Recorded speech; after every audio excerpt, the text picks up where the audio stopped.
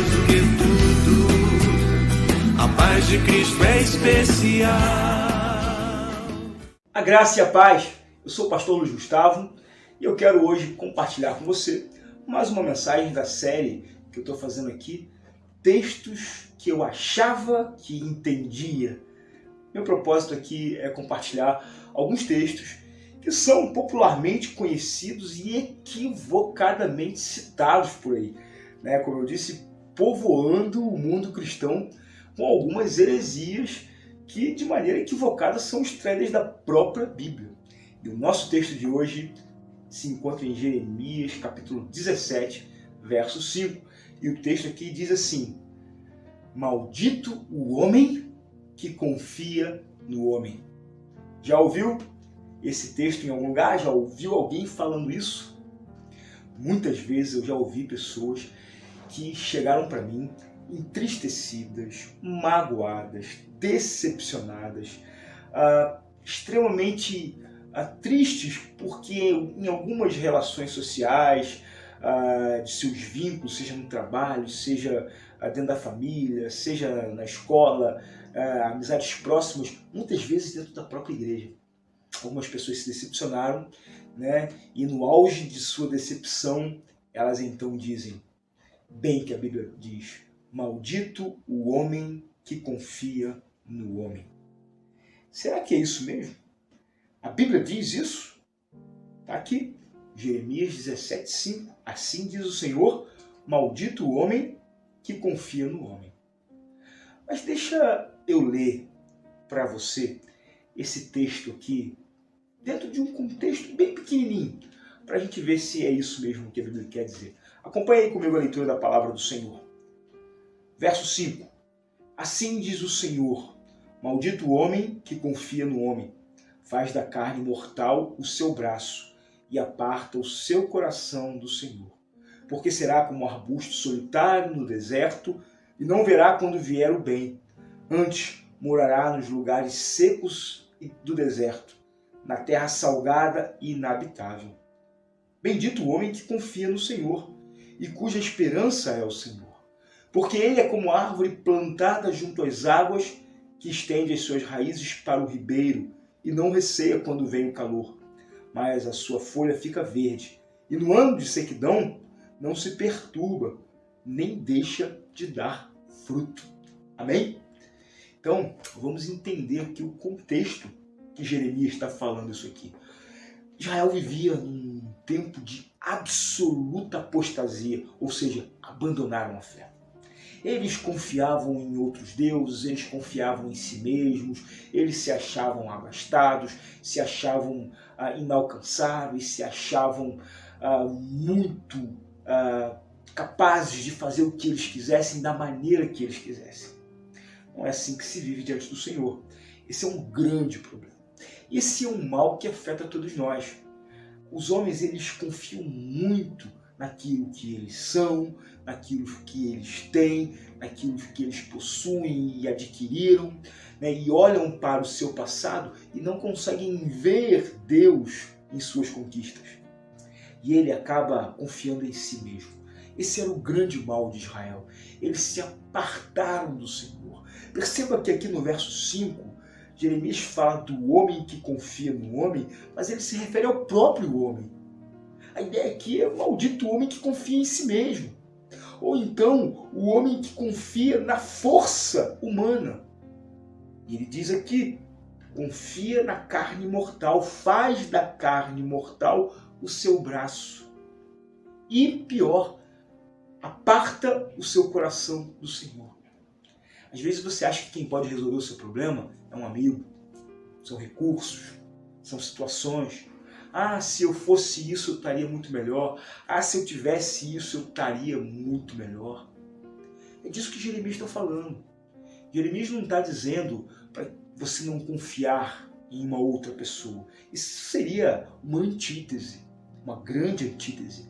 Uma vez que Cristo confiou aos homens o privilégio de pregar o Evangelho.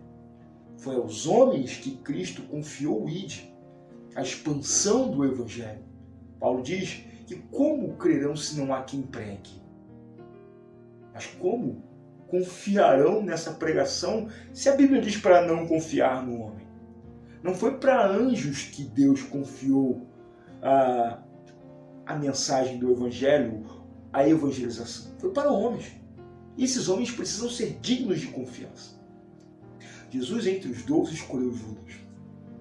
E Judas decepcionou. Judas entristeceu. Judas não foi confiável. Mas nem por isso Jesus tirou dos outros discípulos o mandado. Não foi por isso que ele restringiu os outros de pregar o Evangelho. Não foi pela traição de Judas que ele deixou de confiar em Pedro e no seu grupo apostólico. Não é porque eu tenho decepção com algumas pessoas que eu vou deixar de confiar em outras. Eu não posso permitir que a minha tristeza, que a minha decepção com pessoas indevidas que cruzaram o meu momento em determinada hora, em determinada circunstância, não é por isso que eu vou me fechar, eu vou me enclausurar em uma vida solitária, sem viver com ninguém. Porque o homem que não confia no outro homem, ele vai ser assim. Será como um arbusto solitário no deserto e não verá quando vier o bem. O Evangelho, ele é relacional. É uma bênção. Mas ele tem também os seus contras. Ele tem os seus desafios, ele tem os seus obstáculos. E muitas vezes a perda da confiança em alguém que a gente gosta, que a gente confia, né, é muito doloroso. Eu já passei por isso, tenho certeza que você já passou por isso também. Mas eu preciso continuar. Né? Sabe aquela história de Hollywood, das palestras motivacionais, que você precisa confiar no seu coração? Então, essa mensagem não encontra respaldo na Bíblia. A Bíblia diz aqui no verso 9, enganoso é o coração, mais do que todas as coisas. Desesperadamente corrupto, quem o conhecerá? Né? Eu, o Senhor, esquadrinho o coração e provo os pensamentos, e isto para dar a cada um segundo o seu proceder, segundo o fruto das suas ações. É Deus que conhece meu coração. Então, quando você confia no seu coração e você confia em todos esses conjuntos de habilidades, de recursos, de posses, de bens, de inteligência que você tem, e você acha que o que te levou aonde você está, que te deu o que você tem, é a tua força, você se equivale a Israel no tempo de Jeremias. Você está confiando mais em você do que no Senhor. E então Jeremias aqui apresenta uma contraproposta a essa posição de autoconfiança. No verso 7 ele diz assim: bendito o homem que confia no Senhor e cuja esperança é o Senhor, porque ele é como árvore plantada junto às águas, que estende as suas raízes para o ribeiro e não receia quando vem o calor, mas a sua folha fica verde no ano da sequidão e não se perturba nem deixa de dar o seu fruto. Sabe o que ele está falando aqui? Quando você confia no Senhor, quando você espera no Senhor, você pode se relacionar com qualquer pessoa. Você não precisa ter medo de se relacionar com as pessoas. Caminhe com elas. Elas podem te decepcionar. Elas podem ser um obstáculo à tua caminhada. Elas podem ser um obstáculo à sua fé. Elas podem entristecer você. A Bíblia diz que no mundo teremos aflições, mas tende bom ânimo. As pessoas podem mentir sobre você. As pessoas podem magoar o teu coração. As pessoas podem levantar falsas acusações contra você. Mas se o teu coração estiver firmado no Senhor, você vai superar isso. Você vai passar por isso. Você vai encontrar pessoas boas para caminhar com você. Você vai ser consolado pelo Evangelho, pelo Espírito Santo de Deus. E em todas as coisas você será bem-sucedido.